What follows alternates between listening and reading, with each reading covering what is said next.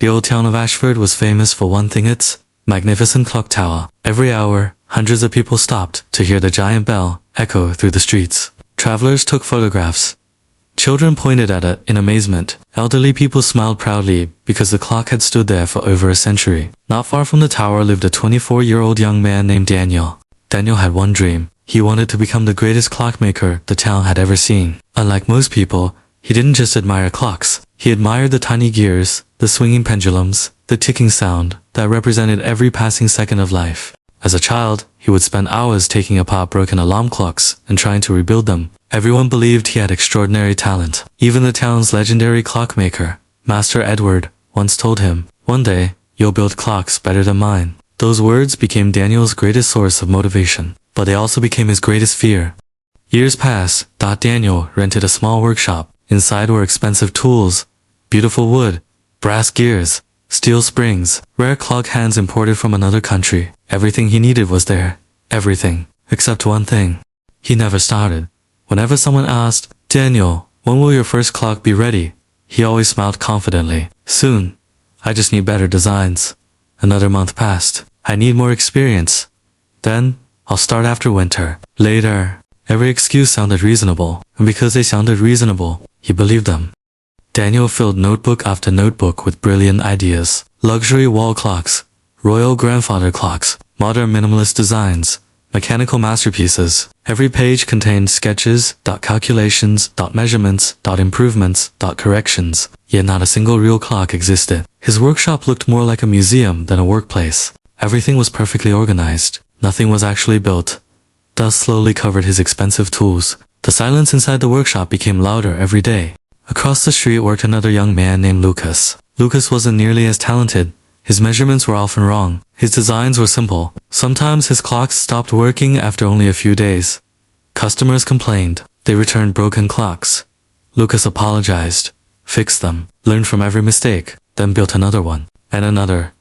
Every month, his clocks became slightly better. Every mistake taught him something no book ever could. Meanwhile, Daniel continued planning. One rainy afternoon, Daniel looked outside his window. Lucas's workshop was crowded. Customers stood in line. Apprentices carried finished clocks into delivery wagons. A newspaper hung on the wall. "Lucas wins National Clockmaking Award." Daniel couldn't believe it. "How? He's less talented than me." He walked back into his own workshop. Everything looked exactly as it had 5 years earlier. Unused wood, unused tools, unused dreams. For the first time, Daniel realized something painful. He hadn't protected his dream. He had imprisoned it. Unable to sleep that night, Daniel visited Master Edward. The old clockmaker was repairing an ancient pocket watch. Without looking up, he asked, "Why are you here?" Daniel sighed. "I don't understand. I had more talent than Lucas. I studied harder. I planned better. So why is he successful while I'm still here?" Master Edward smiled gently. He placed 2 pocket watches on the table. The first watch looked beautiful. Gold case, perfect polish, elegant design. But it wasn't moving. The hands were frozen. Then he showed the second watch. Old, scratched, ugly, but tick, tick. It was working perfectly. Master Edward asked, "Which watch tells the correct time?" "The old one." "Why?" "Because it's running." Master Edward nodded. "Exactly. A perfect watch that never starts is useless. An imperfect watch that keeps moving still serves its purpose." Daniel remained silent. Master Edward then walked to an old wooden shelf. He picked up a sandy glass. Turning it upside down, he asked, "What happens if I wait for every grain of sand to stop before I begin my work?" Daniel replied, "I suppose you'll never begin." The old man smiled. "Life is exactly the same. Many people wait until they have enough money. They wait until they're confident. They wait until they're smarter. They wait until fear disappears. They wait until life becomes easier. But life never pauses. The sand keeps falling. And before they realize it, their opportunity is gone." Master Edward handed Daniel a rough block of wood. "Build me the ugliest clock you've ever made." Daniel looked confused. "The ugliest?" "Yes. I don't want perfection. I want proof that you finally started." The next morning, Daniel entered his workshop before sunrise. His hands trembled. His heart raced. He picked up his tools. For the first time in years, the workshop echoed with the sound of cutting wood, sanding, hammering, drilling. Hours later, the clock stood on his table. It was terrible. The numbers weren't perfectly aligned. The paint was uneven. The frame had tiny scratches. One corner wasn't symmetrical. Daniel stared at it with disappointment. Master Edward walked in. He smiled wider than Daniel had ever seen. "This," he said, "is the most beautiful clock you've ever built." Daniel laughed. "It's awful." Master Edward shook his head. "No, it's beautiful, because yesterday, it didn't exist." The next day, Daniel built another clock, then another, then another. Some failed, some broke. Some customers complained, some returned them. Instead of quitting, he repaired them.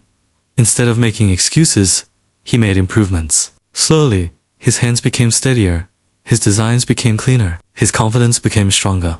10 years later, people traveled from distant cities just to buy Daniel's handcrafted clocks. His workshop had become the largest in Ashford. One afternoon, a young apprentice entered and asked, "Master Daniel, I'm waiting until I become good enough before I build my first clock." Daniel smiled. Without saying a word, he walked to the corner of his workshop. Covered in dust stood the first ugly clock he had ever built. Crooked, scratched, uneven, still ticking. Tick, tick, tick, tick. Daniel placed it on the table. "This clock reminds me of something every single day." The apprentice asked, "What?" Daniel smiled. "If I had waited until I could build a perfect clock, I would still have nothing. The first clock wasn't the best, but it was the beginning of everything." Moral of the story: don't wait for perfect conditions, perfect confidence, or perfect timing. Every great achievement starts with an imperfect first step. Action creates momentum. Momentum builds confidence, and confidence leads to success. The best time to start was yesterday. The second best time is today.